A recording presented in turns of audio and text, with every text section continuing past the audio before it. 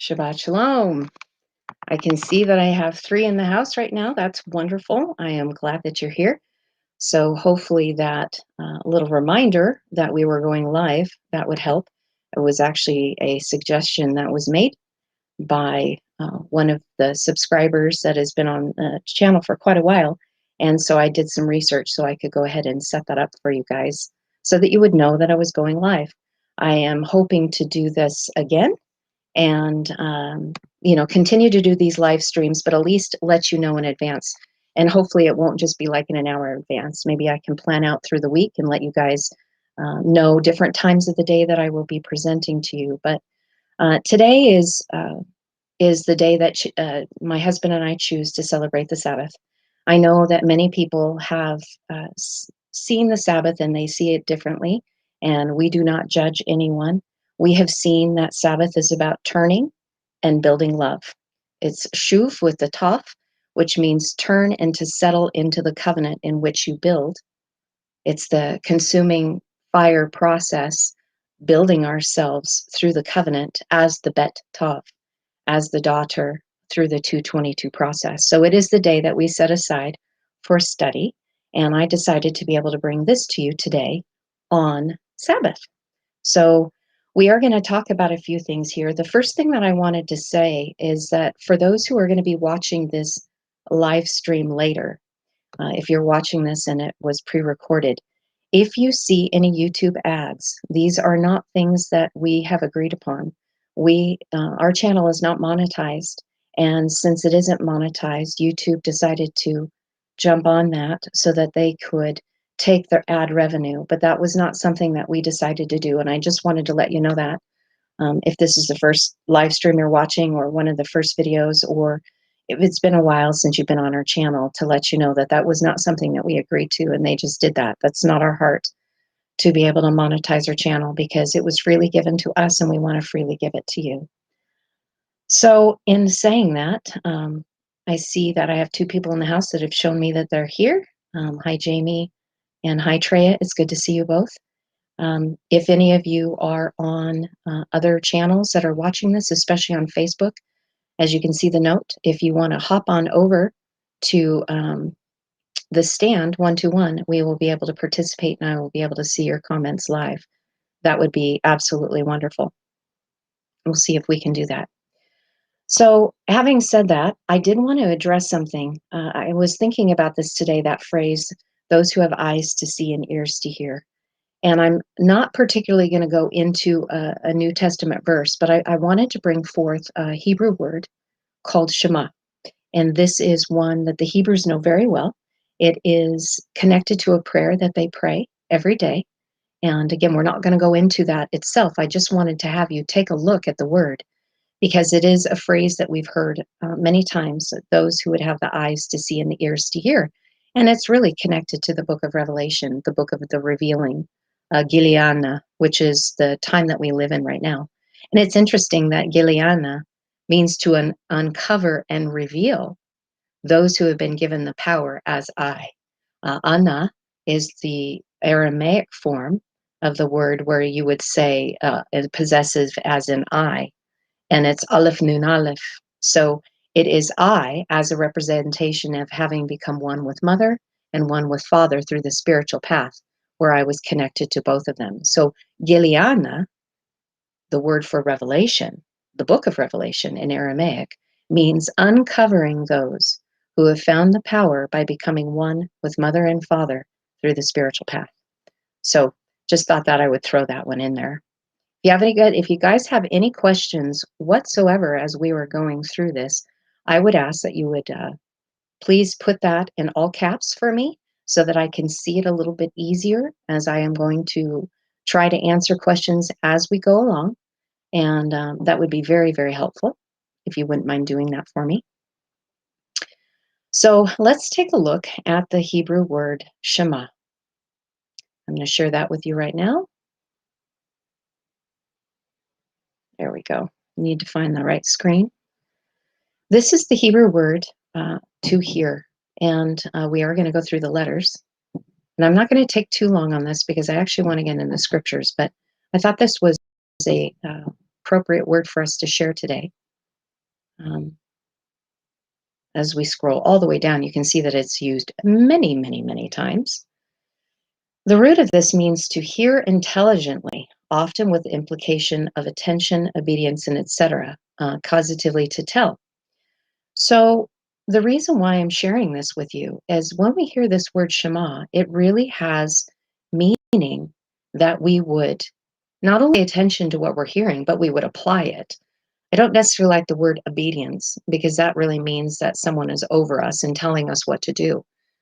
The language actually has a lot of direction for us. So when we take a look at it, it's putting into action that which we are hearing intelligently, which means we're processing that which is coming to us. And what do we see in the beginning here? We have the word Shem. If you've seen previous teachings of mine or you know anything about the Hebrew language, Shem is the name. Well, it is. It's the name. That's what it means. But it means those who are that are distinctly marked, that are set apart, that have honor, authority, and character.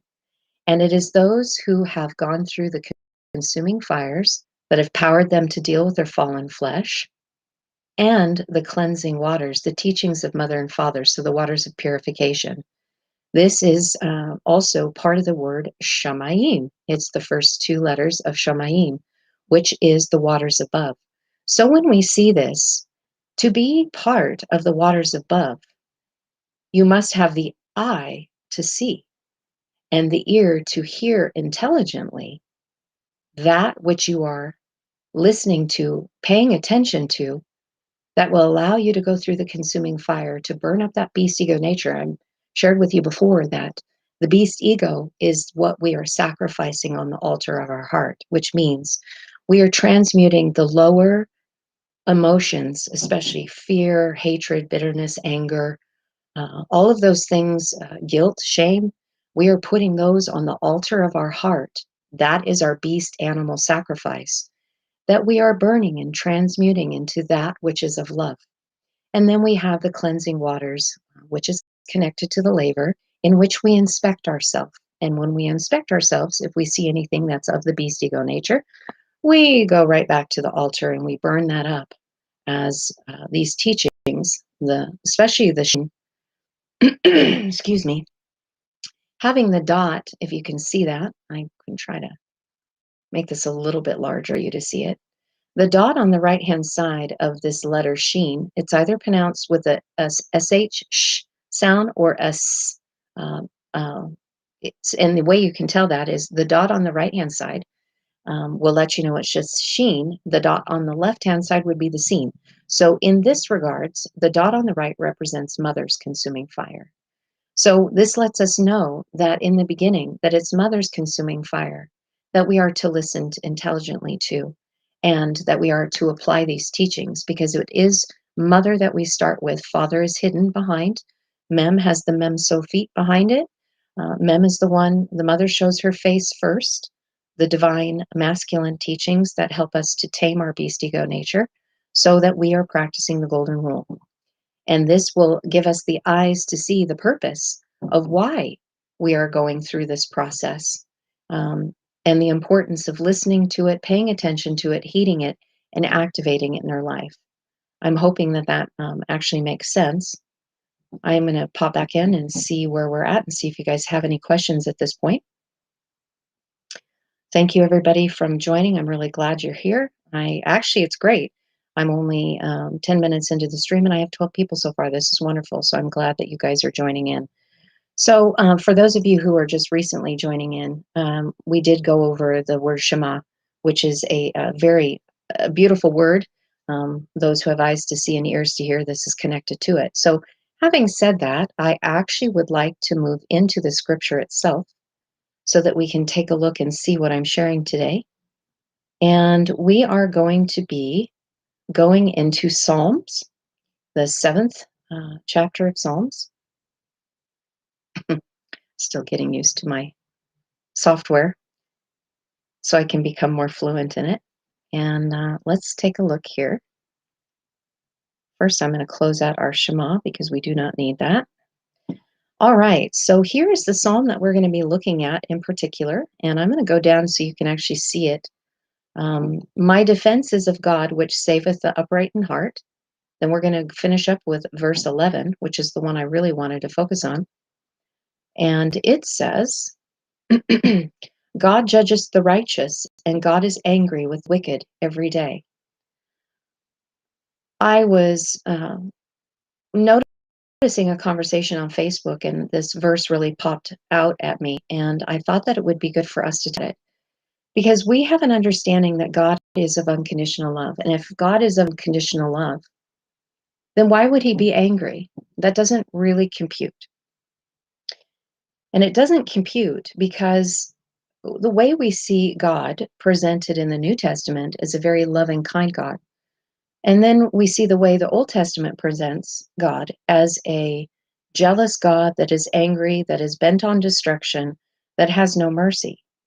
And if there's writings out there, scripture says, I change not in reference to God, then we have a problem here. Something is not matching up. And I can see why, in the presentation of what they shared, why they would throw the Old Testament out and say that that was an angry, vengeful God, and they would label it under Yod He Vav He versus the God of the New Testament. But in fact, they are one and the same. They are different faces of the same coin, representation, the divine masculine and the divine feminine. Mother who teaches the golden rule, the external orientation, father that teaches the internal orientation through the divine feminine. But really, it's two different faces.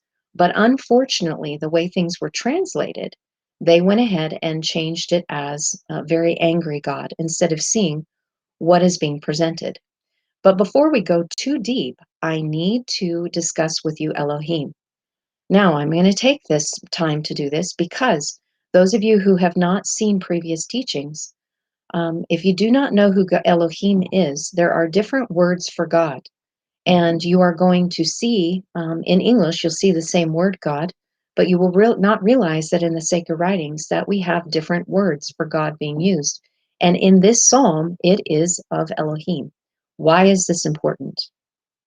Well, the reason why this is important is because this word is the word that Yeshua said when he was speaking to the Pharisees when they were accusing him of blasphemy, saying that he had said that he was the Son of God. And his response to them was, doesn't your own scriptures say ye are as gods? Well, let's take a look at the scripture that Yeshua was referring to. In Psalm 82:6, this is the one he was directly quoting. And in the, if you look at the mechanical translation, I said, gods you are, and children of the Most High, all of you are. Now, I want to point out to you that the words that are in brackets that you see here, these words have been added for grammatical purposes. These are not part of the text. And you're going to see that as we move on in the Psalms. And then, so this one is not here either. And I have shared this verse. We are not going to go into detail on it, but this is, I said, you are gods. So we are the Elohim. And I know for some of you that might be shocking, but really, if we comprehend our school of divinity as coming in as creators, we came in through the veil of forgetting, we forgot who we are, and we have to go through the process of school of divinity through duality to be able to learn this or that in order for us to remember who we are. We're actually getting to experience our own creation. And I think that is fantastic. And in this verse, it talks about us being the Ubene Elion, the children of ascension, who come in the fallen flesh, where they see the purpose of the instruction that gives them power to fill them up in meekness while they are in the flesh, which will complete them and make them whole as those who have tamed themselves, grasped a hold of the power of the language of creation, and set them in the waters above. Again, connecting to Shamayim, Shem, the waters that are above, that are the peaceful waters instead of the waters of chaos. And this is the process of ascension, and it's right there in the language. I'm going to connect it to one more verse, and then we'll actually dive into Psalm 7, or Psalm chapter 7, verse 10 and 11.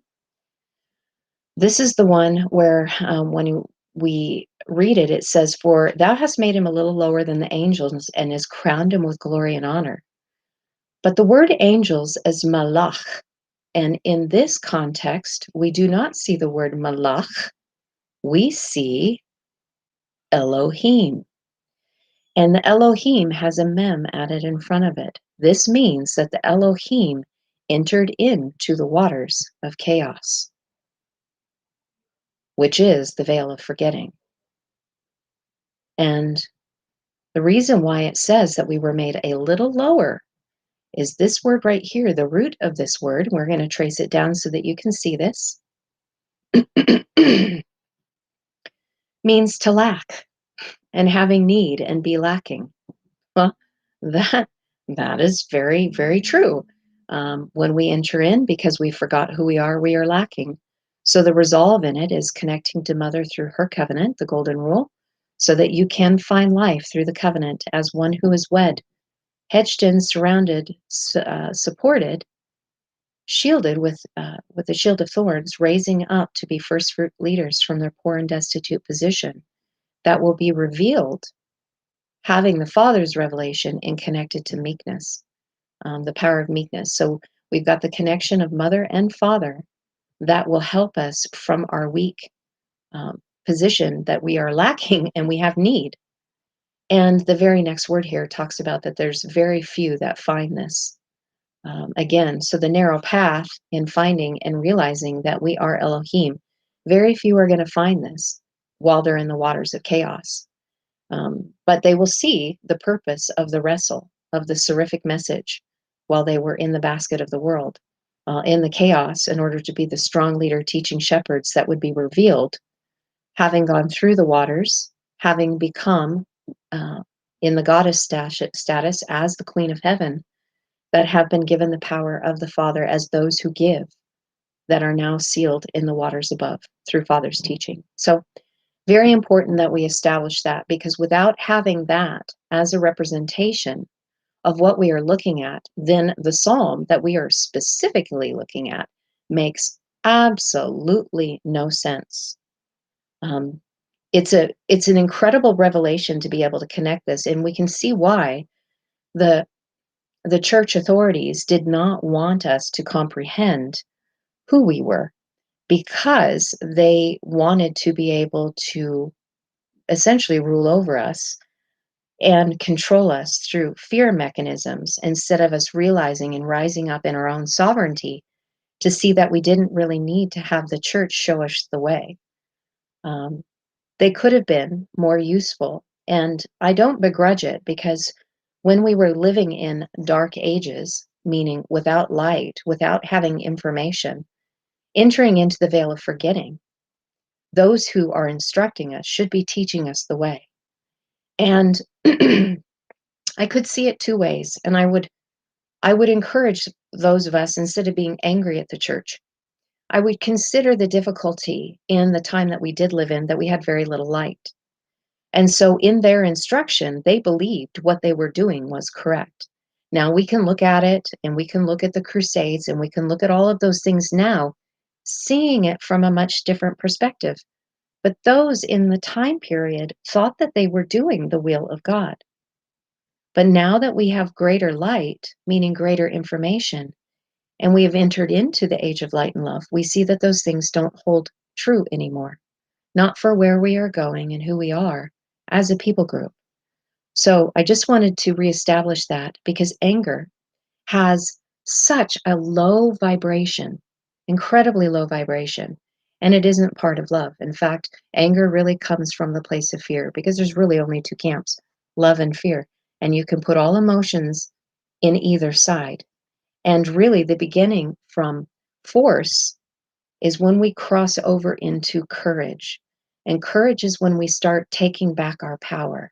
So what we're doing here is we are the courageous. I called all of you the brave ones, that are the courageous to go and look into these sacred writings to see what they're saying as we are challenging the narrative, to be able to reveal that which has been hidden to us, so that we can rise up into our sovereignty, to become first fruit leaders, to be able to help the rest to rise up out of their weak and feeble position, which usually weak and feeble get subjugated. And we are rising up and becoming manifested sons and daughters that are walking in the power that was originally given to us in the beginning. Genesis 1:1 says, "In the beginning God created." And it's very interesting because the word God there is Elohim. So I just shared with you that we are the Elohim, those who are at the first, who are at the last, who are the beginning and the end, the Alpha and the Omega, the Aleph and the Tav. And that's what we're talking about today. So very, very interesting to see that. I showing some comments here because I really appreciate. I'm very happy, all of you, that I see you in the house. I'm not going to quote all of your names, but I appreciate that you're here. And if you are on YouTube, you can actually see in the comments section of the family that is gathered here today. I am so grateful having all of you here. And I'm really grateful that you allowed me to share that process of Elohim, because this is really the foundational piece for us to go into to reconcile what we're seeing in Psalm 7, verses 10 and 11. Let me scroll through here and see if there's any comments. Shalom, shalom, namaste to all of you. Okay, it looks like we're doing well. That's always a good thing. If I can explain it and there's not any questions, then I'm doing my job as a teacher to be able to bring these truths forward. So, with the establishment of Elohim and who we are, strong leader teaching shepherds that will reveal the Father's power to the world as they have entered into the waters of Shalom, bringing forth the goddess as Asherah, seated on the right hand of the Father. Let's take a look now into Psalm 7 and see what it's sharing with us. I will say that I get pretty excited when I share because I feel the languages. I mean, I really do feel them. I feel them as they bring more light within, and I feel them stir me up spiritually, knowing what my inheritance is, in that we are the generation that are being given the eyes to see these beautiful, beautiful languages. I will let you know that if you haven't seen videos before, Hebrew and Aramaic are languages of resonance, of vibrational frequency that affects matter. If you go into the study of cymatics, you will see this, that there are languages, Sanskrit, Aramaic, and Hebrew have this ability that when they are spoken, it actually affects matter and causes change to happen. And scientists have actually found that the Hebrew language is encoded within our DNA. If you go look at the gene keys or human design, it is intimately tied in to our own genetic coding. So as we are revealing these things to you, and as you take in these languages, these letters have a resonance frequency that when your eyes look upon them and you gather and you comprehend what they are saying to you, and you take them in through having intelligence in the understanding of what they're saying, it literally affects our DNA. And I've shared with you before that blood is congealed light. So as we compress more light within, which is more information, we are changing our DNA to become that of elevated flesh, which is a really good segue for us to take a look at this first psalm. So again, in the English translation through King James, it says, "My defense is of God, which saveth the upright in the heart." Now, I don't mind this translation on the surface.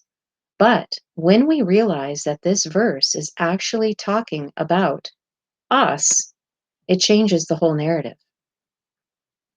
And especially since I was sharing with you before in the psalm that we were looking at, I believe that was 8:5, that we were, no, sorry, Psalms 82:6, that we are the sons and daughters of ascension. We actually see this right here, those who have ascended, that are Elohim. So these are those that are in that position where they're not lacking so much anymore because they're going through the maturation process. So let's look at the first word here.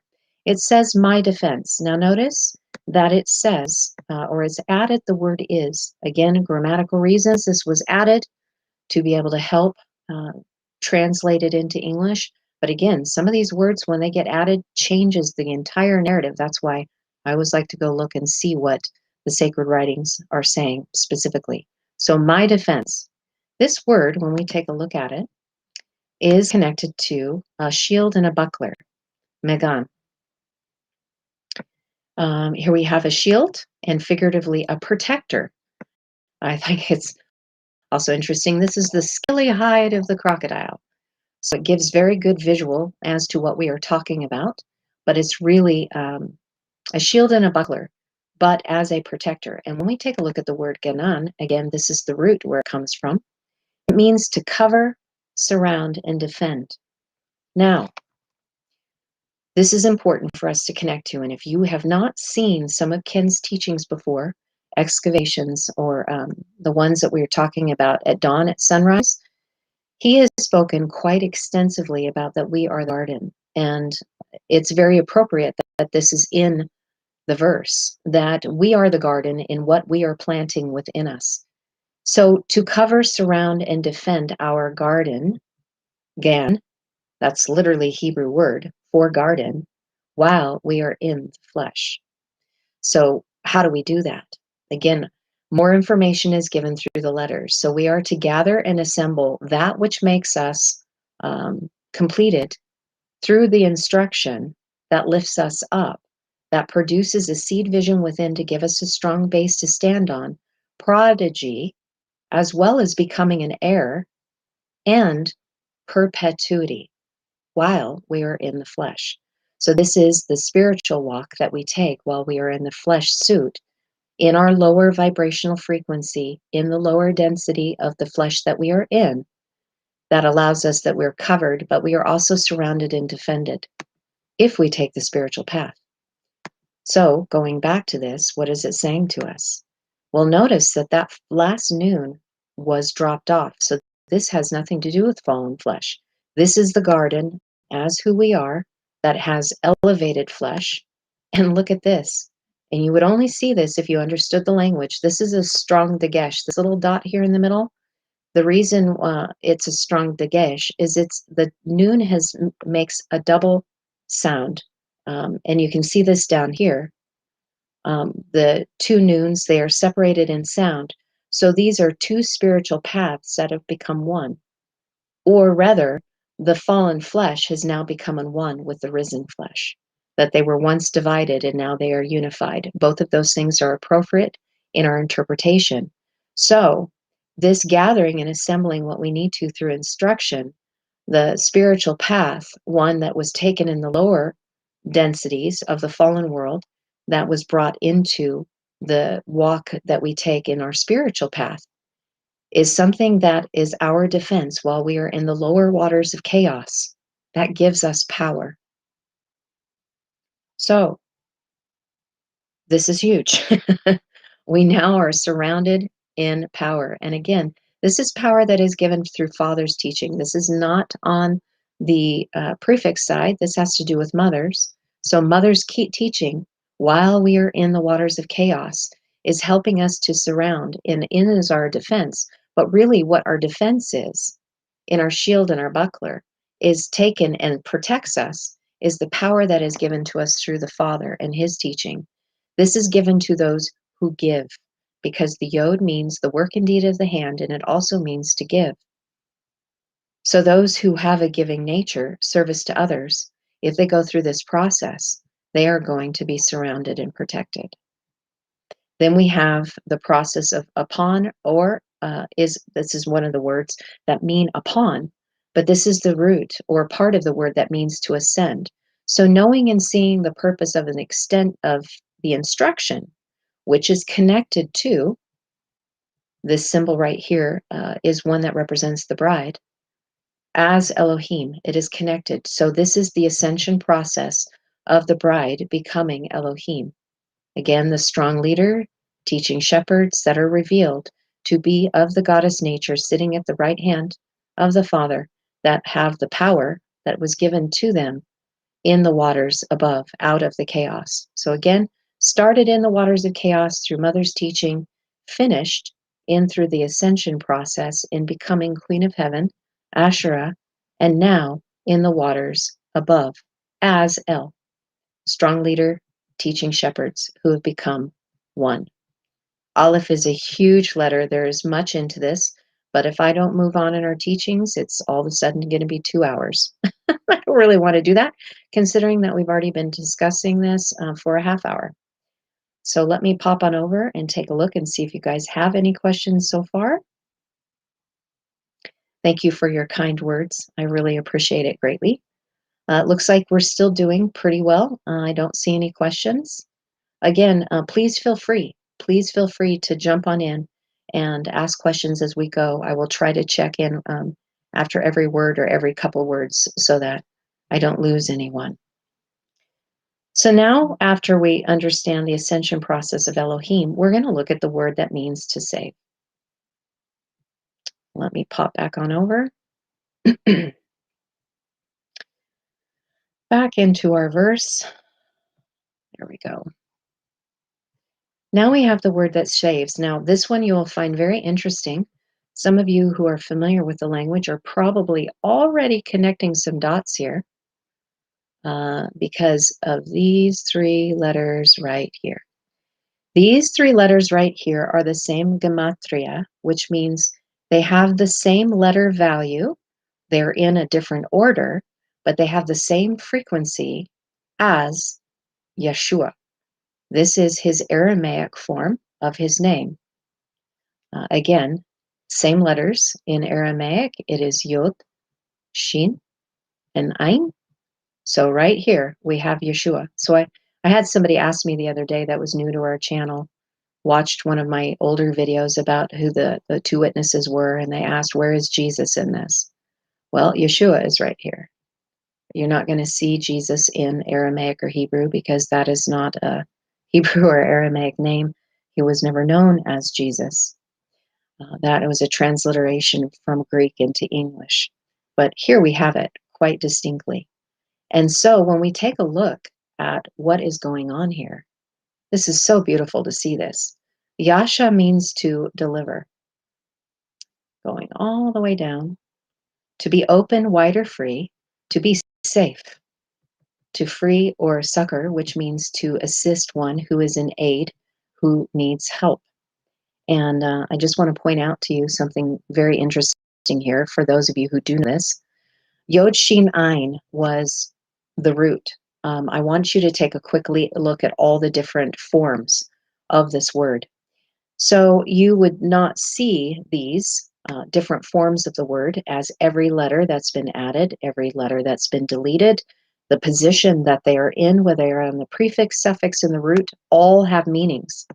So again, English doesn't capture that, and you can see it goes on and on and on and on and on and on.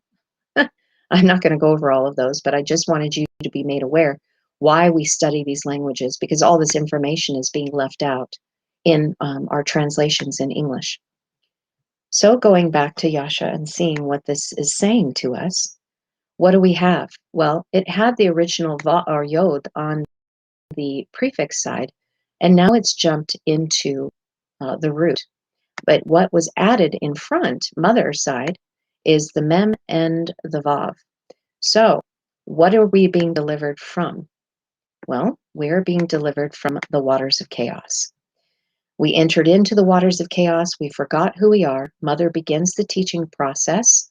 And if we connect to her in being humble and teachable, we will be filled up. There's a little dot above the vav that means to connect. And that's the kol hameli, and it means to be filled up, set apart, set above, while we are in the dream.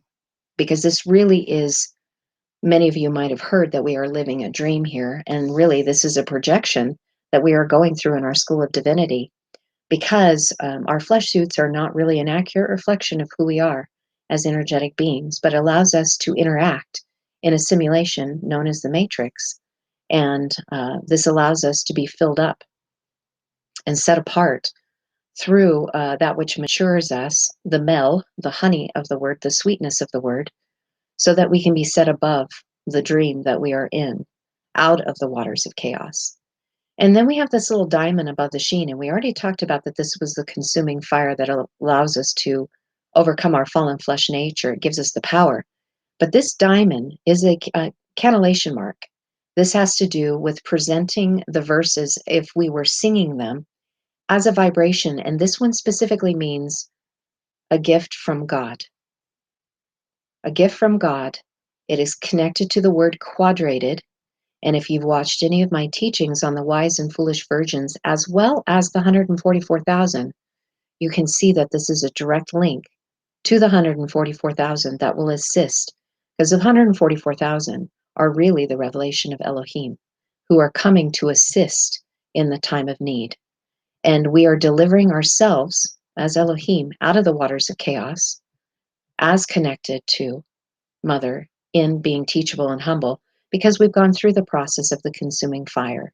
And this was power that was given to us on the inside to be able to have power as source within us, the door that reveals to us where we are weak and feeble, having gone on the inside in order to deliver us from the weak and feeble position, so that we can be given the eyes to see the fountain of deep that resides within us. And so really, it's our process. It's our process where we are delivering ourselves out of the waters of chaos, unlike what they've presented before. But we can see that this was the purpose of why Yeshua came to begin with, because he was assisting us as having gone into the waters of chaos to bring forth the seraphic message in the system of duality, so that we could remember who we are as Elohim in our process of ascension and maturation through the languages of light and love that instruct us how to rise up out of the chaos. Then we have the word Yasher here. And actually, before I go too far, let me pop back in and see if you guys have any questions. Claire, it'll be good to see you later. Hopefully you'll catch up with the rest of this. Lemoyne, thank you. I'm really glad that you're here as well. Please, those of you who are joining in later, I would love for you to be able to go back to the beginning of this so you can see what we talked about as the foundational pieces. And if you need to break it up in parts, I totally understand, because we are already 37 minutes into this broadcast. So it doesn't look like we have any other questions. That is wonderful. Then I guess I will continue to move on. Any of you who are joining us on Facebook, please, if you would like to join into the comment section, I would love for you to pop on over to our YouTube channel, which is Stand 121. That way I can see your comments and we can interact with one another. If you have questions, I can answer for you, because I can only see one side as I am streaming at this time. So let's look at the word Yasher here. This is actually the first three letters of the word that we get for Israel. Just to let you know, the only thing that is missing is the Aleph Lamed. So when we understand that, when we're talking about the upright at heart, let's take a look, because this word is actually within the word Israel, those who overcome. Straight and right. Moving down, we can see that it's, well, let's see, I'm getting a little crazy as I'm scrolling here. Okay, so straight, literally or figuratively from Yasher.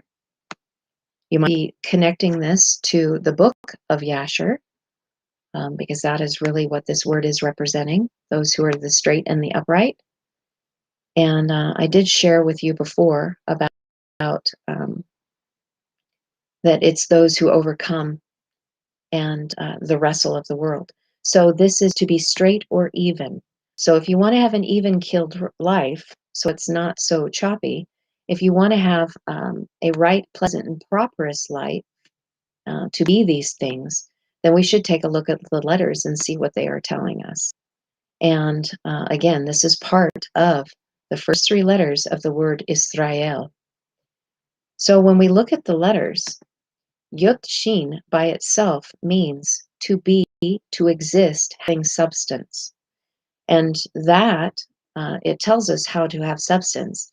Well, we must have power given to us, which is means and direction, to enter into the door of our inward man, to reveal where we are weak and feeble, which is the ego, especially when it's in the beast nature portion of that.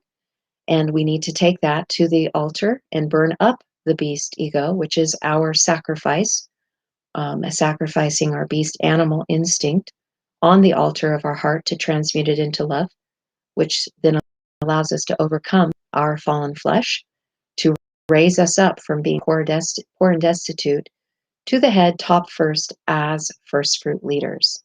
So again, this will make you right, prosperous, and happy. That's a beautiful direction to see. So taking that back into this, what do we see? This is incredible. close out one of those windows here. This, what we are seeing right here, is what we call the covenant of the pieces. This is connected to Abraham. This is when he was put into the trance and the flaming torch went between the pieces, which was connected to the covenant of promise. The reason why I say that is when you see two letters that are exactly the same, that are on the front and on the back of the word, take a look what is in the middle, because this is connected to the covenant of promise. And this is showing us that it is the power of mother and the power of father, which is the work and deed of our hand, as they give us the power to become what? Well, this is the Hebrew word for the Shin Resh, as chieftain, ruler, captain, and prince. You've probably heard this before as Sar Shalom, which is the Prince of Peace. And notice that in this, we have the fire of Father. So in this process, we have the potentiality to become that as a ruler and a chief, but we must first go through Mother's consuming fire to raise us up. But this is a promise that is given to us if we choose to walk through the pieces, which is the seraphic message that Mother and Father are giving to us. And again, this is connected to the tetragrammaton, Yod He Vav He, Yod He being Mother, and Vav He being Father. So this is the power given through both of them, that a promise to raise us up has been given. And again, connecting to the process of ascension. Then we have heart. And this one is a pretty easy one, but I want you to be able to see this so that you can see what heart is. There's something that we miss in the Western culture. The Eastern cultures teach us, but we do not. We have been raised in a Greco-Roman mindset, and the Greco-Roman mindset starts us to teach us to think through our mind in our head, instead of the inner man in the place of the heart, where Eastern cultures teach us to go from our heart brain. And they have found that we do have neurons that are within our heart. We literally have a secondary brain in our heart that connects directly to our brain in our head, as the brain in our head is really the driving force that puts forth, it's the limbic system that allows our body with all of the hormones that are secreted, but really it is driven from the place of our heart. And why this is fascinating is this leb is heart. This is authority. Lamed represents authority. Bet represents authority on the inside. This is the tent. This is our skin suit. This is our flesh. This is authority on the inside.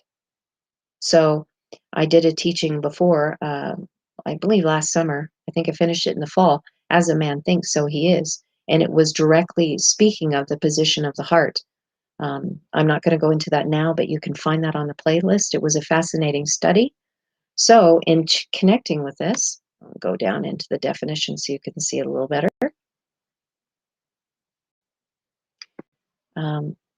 The very widely for feelings and even intellect, the center of anything. So if we didn't go into that, you wouldn't realize that it's the intellect is considered, the way the Eastern culture saw this, was the place of where the feelings reside from our heart, our will, and our intellect capacity. I find that really fascinating anyway. So again, this is connected to the upright, the beginning part of Israel, who has authority within. So there's much going on here. I'm not going to go over this again, but I really want to move into the next verse. But I think it's important that I pop back in to see if you guys have any questions on here so far, because I see there's some. Let's see. Interesting. Can sheen also mean turn? Yes, actually, sheen can mean. The reason why sheen can also mean turn is sheen bet shuv, just those letters by itself, means to turn. It means to settle, to sit, and also means to be married. So the sheen is definitely connected to that. That would mean the turning on the inside. The tip point at the Sheen letter in my Israel tattoo. Yes, exactly. So the process of turning is so that we can become Israel. The shuv is very important. I've shared this before about the process of teshuvah. I share this in great detail in the Letters of the Deep teaching as an introduction to the language of Hebrew and taking it into the Aramaic. So if you want an introduction more as a bridge for those of us who have been coming out of Christianity into a Hebrew thought, that is a great place to start. On the playlist, you can watch it. It's called The Letters of the Deep. And I do talk about the Teshuvah. So thank you very much for asking that question. That's wonderful. It will be helpful if you guys can put your questions in capital letters. Makes it a lot easier for me to see as I scroll down. So now what I'm going to do is we are going to go into the verse that I really wanted to look at. We're going to be taking a look at the verse about God is a judge, just, and God is angry with the wicked every day. So looking at the way King James wrote this, God judges the righteous and God is angry with the wicked every day. So again, the question that I presented at the beginning of the broadcast and when I was doing the description was, how can we reconcile an angry God with a God that is love? Because that doesn't make any sense at all. But the reason why I went into great lengths with you establishing at the very beginning of this broadcast about who God is, we are referring to the Elohim. We're referring to us here. Those who are becoming the strong leader teaching shepherds that will be revealed as having completed their journey seated at the right hand of Father in the waters of Shalom, that have been given power and that will be revealed. It's interesting to note too that I didn't share with you that this is one of the forms of God, Aleph Lamed He, and this actually is the Aramaic word for God as well. But in the New Testament, many times, many times, it will have an Aleph added on the end instead of Yod Mem. So this is letting you know that the first process that we learn through the divine masculine is learning how to be able to become the goddess Asherah, seated on the right hand of the Father, meaning we've gone through the right hand path of Mother's lineal teaching, so that when we jump over to the Aramaic, we can then learn Father's path, the divine feminine, which then puts us in the Aleph position of becoming one. Because that's really the portion is the power of oneness comes from the Father's teaching, but first we must enter into the right-hand path, which shows us we enter into the light before we enter into the dark, which is actually the hidden place, the deep, mysterious teachings, where we find balance between the two and rendering them clear, the light and the dark, the good and the evil, where we find zero-point energy. So that was a lot there. So let's go ahead and take a look at the verse itself and dig in. So we know that we've already described that Elohim is who we are discussing here, those who are at the beginning, who are at the end, the first and the last. This is us as creator beings experiencing our own creation. And we now see that we have the word judge. So it's us who judges. And again, we are to not judge. We are judged not, lest ye be judged.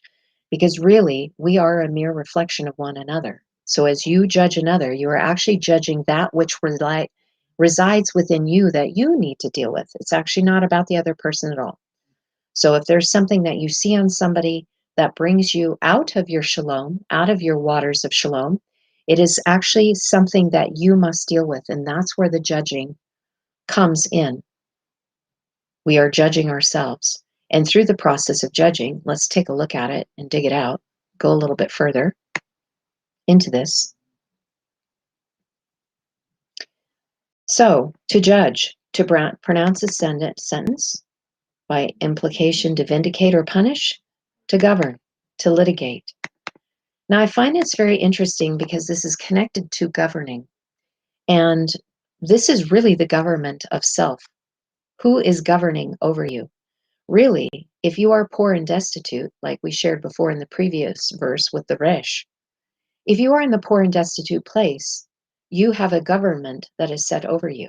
The process is to step into our sovereign power as Elohim, where we are above the waters of chaos, where we are governing ourselves, where we do not need to be under the oppression of anyone to govern ourselves or leaving it to someone else to govern over us, as we are the Elohim. And as soon as that we begin to recognize who we are, we will see that we do not have the need for government over us. Because actually, the way things are standing, it is not a sustainable system. And we can see that. And we've been seeing that, the tug of war that has gone in within the governments of the world, because we are meant to rule and reign.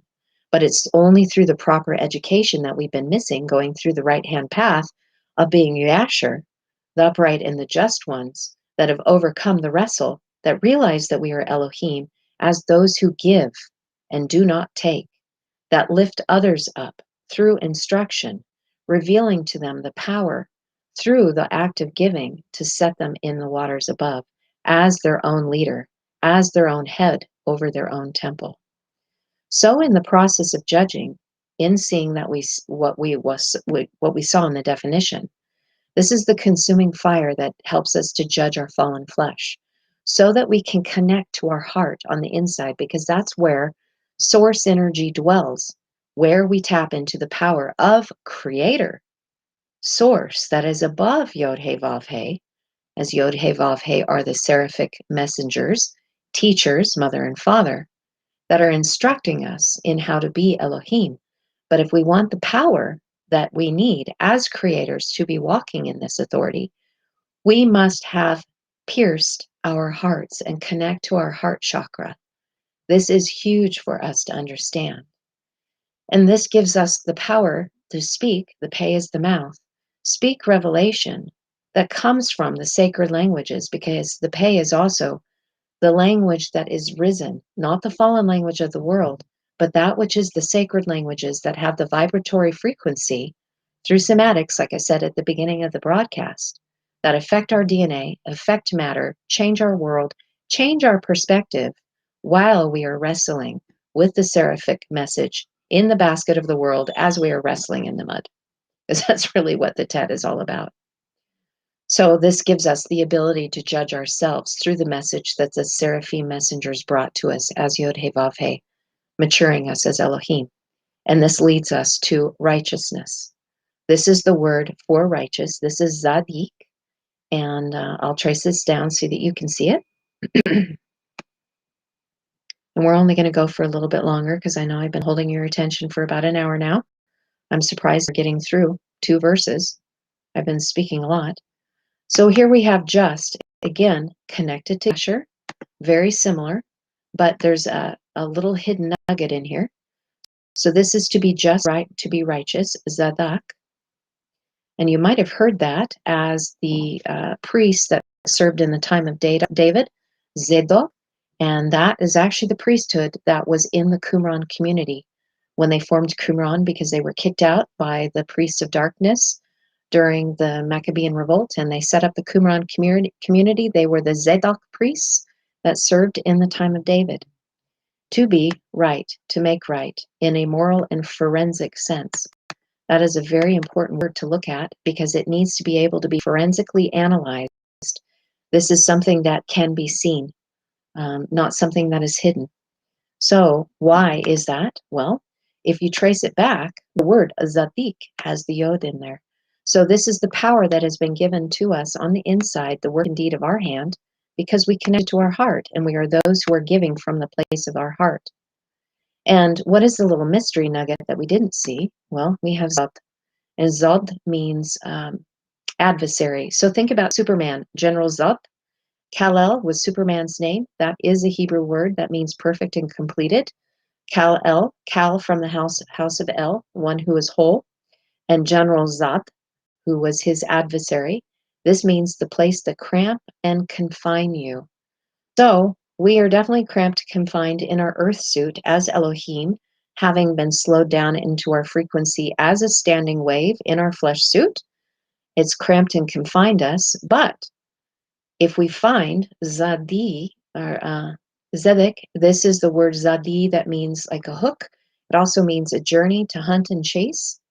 And it is an elevated Zadi. It is a letter that can be in the fallen position, but this is an elevated position. So this is connected to a spiritual path that we hunt and chase, and we're searching for something that's going to hook and connect us. And how do we do that? Well, we have 2 doors that have become one. Again, this is a strong dagesh. So these are two doors that have become one, the door of mother and the door of father. Both of them make you look inward, and they've been pierced. So that means through the inward reflection, as the Dagesh meanings be pierced, you've been pierced on the inside with this information, means that it's changed you. It's given you power on the inside to do what? Kuf has to do with the head. It also has to do with compressing light in the circle of time. Think of inculcation, repeated instruction year after year. This is also connected to like sun cycles, moon cycles, feast cycles. It's the process of inculcation where we compress light, take in more information, finding the narrow path between the light and the dark so we can render everything clear through that which was once hidden now being revealed to us. And what is being revealed to us? The sacred languages of light and love. So this is the compression of light, which again is increasing the light frequency within our blood, which will be important in activation of our Merkaba, our light body,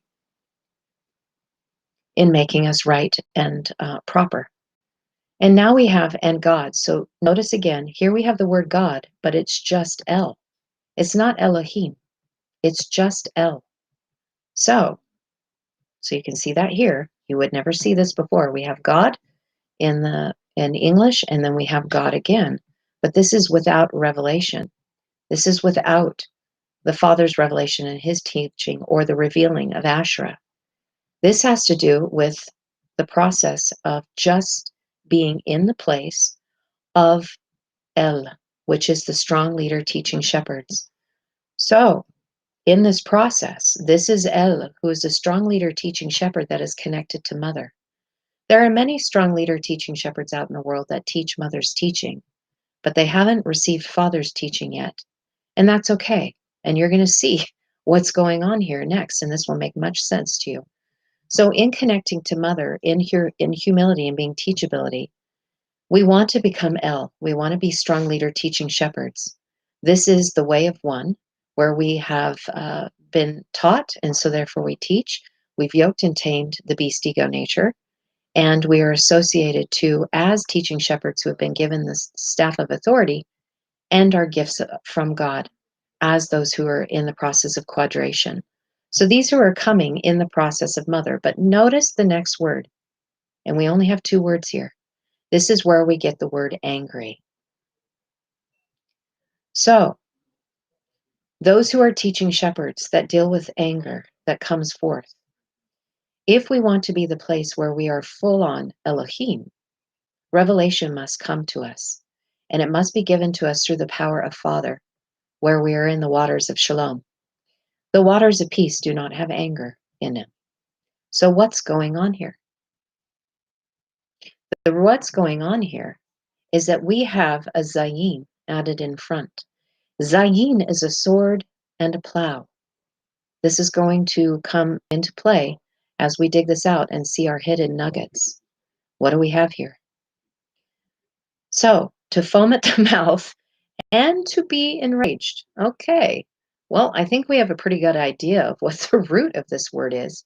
But like I have shared with you in previous broadcasts and other teachings, if you see a word that is not lining up with the Christ consciousness, if it's not in a place where there's unconditional love, the resolve is always, always, always found within the letters themselves. But let me point out something. You may have already caught this. With the wicked was added for grammatical purposes and was not a part of the original writings. So, in this was added initially through the King James Version, that God is angry with the wicked. They put that in there. So this anger and foaming at the mouth is really causing to be a sword in your life or a plow. In other words, as learning and being taught in instruction, because it's Mother's job to connect to you, if she is that teaching shepherd to you because you haven't become Elohim yet, and you're dealing with anger and you're foaming at the mouth, and this is connected to all people because we have the Hebrew word am here. We have folk, and let's go down so that you can see this. specifically a tribe as those of Israel. And I was already sharing with you Yasher. So we're talking about troops or attendants, a flock. Think about Jacob's flock and the process of becoming Israel as a people. Well, this is people. This is just people here. So people, let me track this down. I want to go a little bit further in here because I think it's important that you see the root of this as well. I wasn't going to take it all the way down, but I think it's important for you to see this, where this root is coming from. It means to darken and to dim. We've talked about going to the path of mother, which is the light, and then going into the path of father, which is dark, which is the hidden path. It's nothing to be scared about. We have a wrong concept of it. And again, to produce fear. But if this is the tribesmen of Israel that have been darkened, what is this meaning? Well, it means entering into the waters of shalom.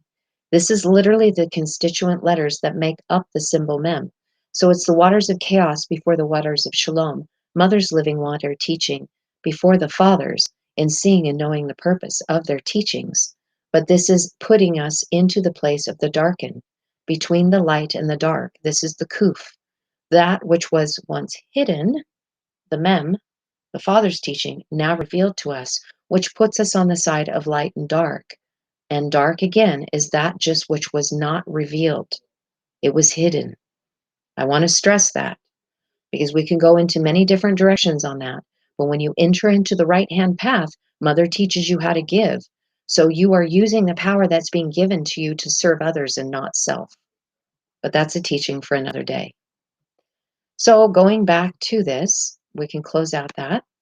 This has to do with the tribesmen of Israel, or people in general, that are dealing with anger, that are foaming at the mouth. It will be a sword and a plow to you. So if it's a sword, it's going to pierce you. It's going to cut you if you stay in that anger.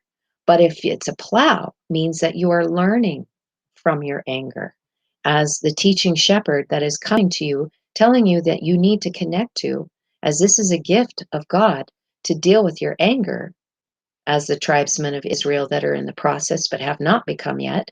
This is to be able to teach us on the inside how to complete ourselves.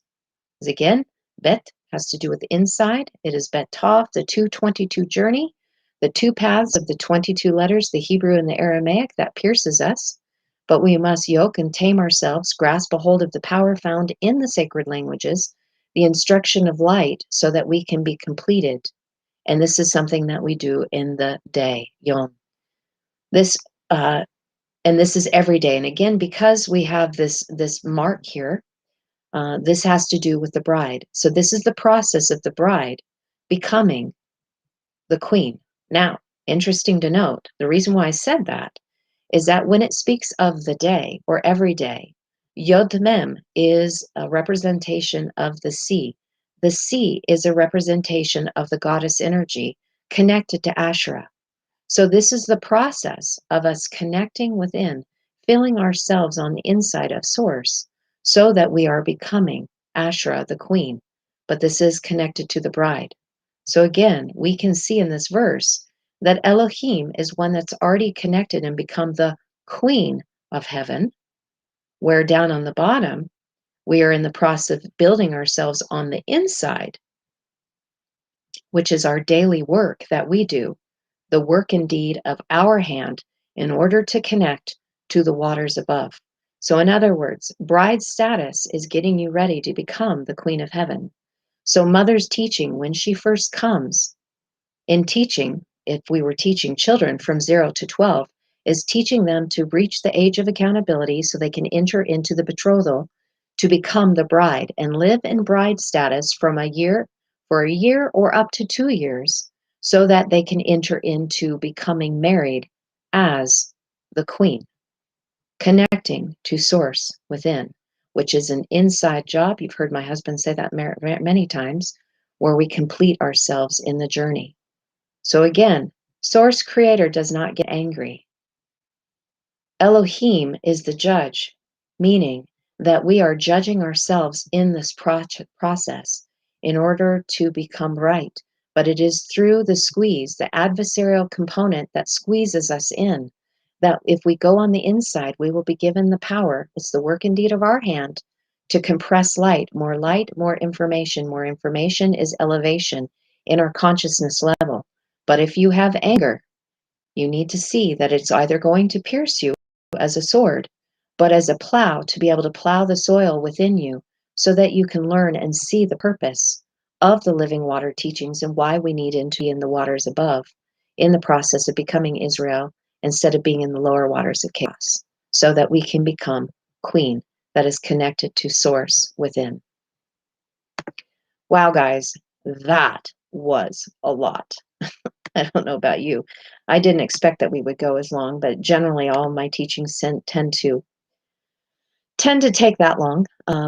Do you guys have any questions at this point? So if those of you want to leave, the instruction is done. I've completed what I wanted to share with the verse today, but now I am open to any questions that you might have at this point. Lou, that's okay. This will be recorded. You can go enter in. I'm glad that you did join us when you did. I'm really excited that you did come in when you did. For those of you who did enter in, if you need to, you can start at the beginning of the broadcast and be able to see what we laid as the foundational part. But again, I'm asking if you guys have any questions or comments that you would like me to see, please enter them into caps right now. I will wait for a few minutes. You're welcome. I like that. Actually, Rhoda, thank you for sharing that. Perfect. That's exactly what we were doing. So taking the sword that is against us and putting into the plowshare. Thank you. I appreciate the virtual hugs. I send them right back. And I'm glad that those of you will be able to catch this live session.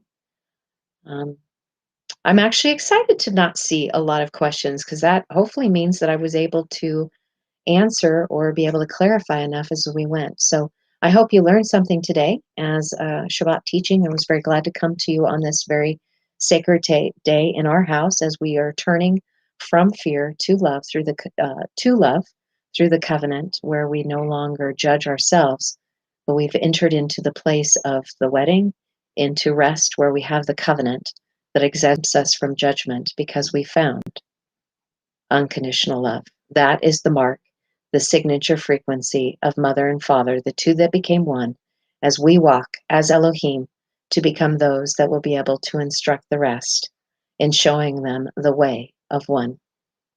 I love all of you. Shalom, shalom.